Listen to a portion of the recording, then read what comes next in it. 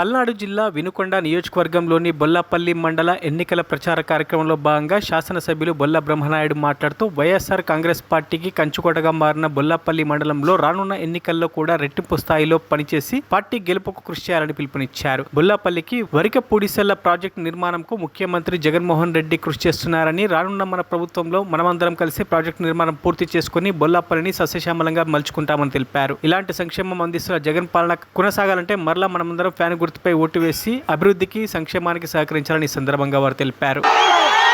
మన వాళ్ళందరూ కూడా అన్ని విధాల సహకరించాలి, సహాయపడాలి. ఒక్కసారి మనసు పెట్టండి, మంచి జరిగిద్దని మీరందరూ కూడా ఆలోచించాల్సిన అవసరం ఉందని ఈ సందర్భంగా తెలియపరుచుకుంటున్నాను.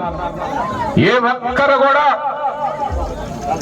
ఎన్నికల ఉల్లంఘన గాని, ఎన్నికల నియమావళి గాని ఉల్లంఘించిన పరిస్థితుల్లో ఆ కుటుంబాలు ఎప్పటికి కూడా అండమాన జైల్లోనే ఉండే పరిస్థితి ఉంటుందని కూడా ఈ సందర్భంగా తెలియపరుస్తున్నాను.